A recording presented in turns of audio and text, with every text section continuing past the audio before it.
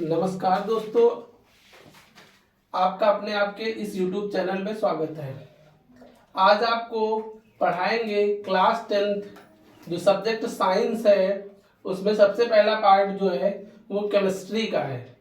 तो उसका सबसे पहला जो लेसन है वो कौन सा है? रासायनिक अभिक्रियाएं एवं समीकरण। आप लोग को हम हिंदी मीडियम और इंग्लिश मीडियम दोनों सब्जेक्ट में बताएंगे, एक एक परिभाषा और उसके बारे में समझाएंगे।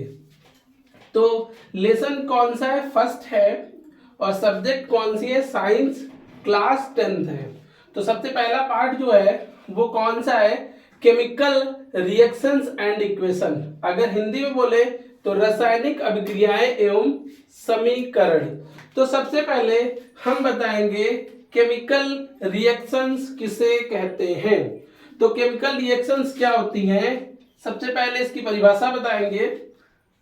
The process in which new substances with new properties are formed from one or more substances is called a chemical reaction. मतलब हम कह सकते हैं कि एक ऐसा प्रक्रम जिसमें एक या एक से अधिक पदार्थ मिलकर नए गुणधर्म वाले पदार्थ का निर्माण करते हैं, उसे हम क्या कहते हैं? रासायनिक अभिक्रिया। अगर हिंदी में बताना चाहें रासायनिक अभिक्रिया की परिभाषा क्या होती है, तो वह प्रक्रिया या कह सकते हैं वह प्रक्रम जिसमें एक या एक से अधिक पदार्थ मिलकर नए गुणधर्म वाले पदार्थ का निर्माण करते हैं, रासायनिक अभिक्रिया कहलाती है। अगर हम एग्जाम्पल लेके बताना चाहें, अगर हम जिंक को ले लें और जिंक की अभिक्रिया सल्फ्यूरिक एसिड से करवा दें तो हमें क्या प्राप्त होगा? जिंक सल्फेट प्राप्त होगा और हाइड्रोजन गैस प्राप्त होगा। अब क्या होता है, इसमें दो चीजें हैं। एक है रिएक्टेंट जिसे हम बोलेंगे अभिकारक, और एक जो प्राप्त होता है उसे बोलते हैं प्रोडक्ट या हिंदी में बोलते हैं उत्पाद। तो ये क्या है? रिएक्टेंट। जो रासायनिक अभिक्रिया में भाग लेता है उसे हम क्या कहेंगे? रिएक्टेंट। और जो अभिक्रिया में प्राप्त होता है उसे क्या बोलते हैं? प्रोडक्ट। अब देखिए हम क्या बताना चाहेंगे। सबसे पहले रिएक्टेंट किसे बोलते हैं या रिएक्टेंट्स क्या होता है? तो क्या होता है? The substances which take parts in chemical reaction are called a reactant. मतलब क्या होता है? मतलब हिंदी में अगर परिभाषा बताना चाहें, वह रासायनिक अभिक्रिया जिसमें पदार्थ भाग लेते हैं उसे हम क्या कहते हैं? रिएक्टेंट कहते हैं। प्रोडक्ट क्या होता है? The substances which are formed in a chemical reaction are called a product। मतलब रासायनिक अभिक्रिया के पश्चात जो पदार्थ हमें प्राप्त होता है उसे हम क्या बोलेंगे? प्रोडक्ट बोलेंगे। देखो, रासायनिक अभिक्रिया जो हमारे दैनिक जीवन में होती हैं उनके हम कुछ आपको उदाहरण बताएंगे। जैसे डाइजेशन ऑफ फूड लिखा है, जो भोजन का पाचन होता है वो हम दैनिक जीवन में देखते हैं, ये एक रासायनिक अभिक्रिया का उदाहरण है। फिर लिखा है रिस्पिरेशन, मतलब जिसे हम श्वसन बोलते हैं, हम भी श्वसन क्रिया करते हैं, तो ये भी दैनिक जीवन में होती है अभिक्रिया। फिर लिखा है रस्टिंग ऑफ आयरन, जो लोहे पर जंग लगता है, ये भी हम अपने दैनिक जीवन में देखते हैं। फिर चेंज इन स्टेट की बात करते हैं, कुछ अवस्थाओं में परिवर्तन होते हैं जब रासायनिक अभिक्रिया होती है।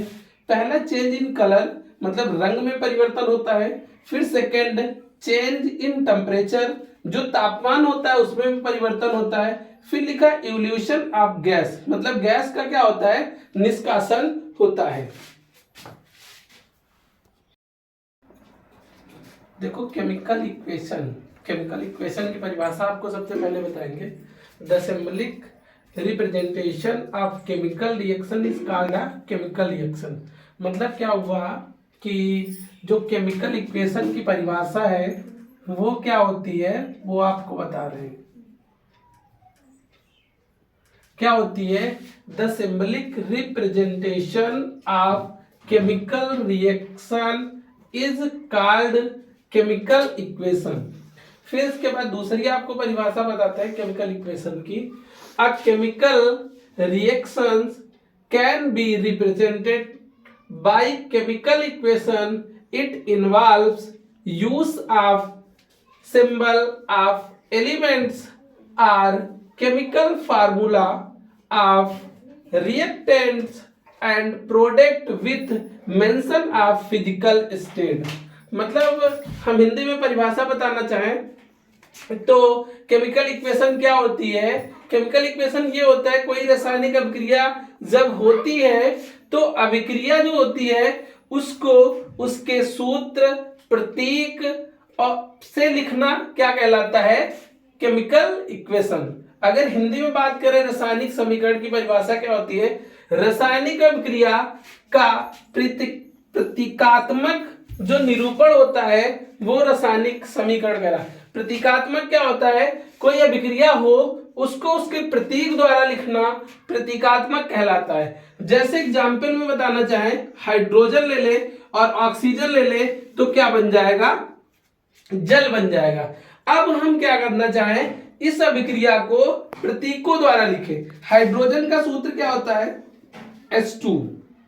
ऑक्सीजन क्या होता है? O2। अगर दोनों को मिला देंगे तो क्या बन जाएगा? H2O water.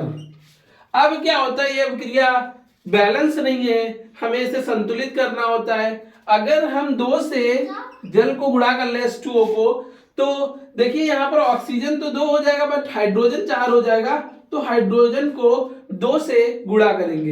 अब ये अभिक्रिया क्या हो गई? बैलेंस हो गई। और इस अभिक्रिया को हमने किसके द्वारा लिख दिया? रासायनिक समीकरण द्वारा, केमिकल इक्वेशन। अब देखिए फिर इसके बाद आपको बताएंगे नेक्स्ट लेक्चर में कि जो अभिक्रिया होती है उसमें बैलेंस अभिक्रियाएं क्या होती हैं और अनबैलेंस अभिक्रियाएं क्या होती हैं, जिसे हम बोलेंगे संतुलित अभिक्रिया और असंतुलित अभिक्रिया।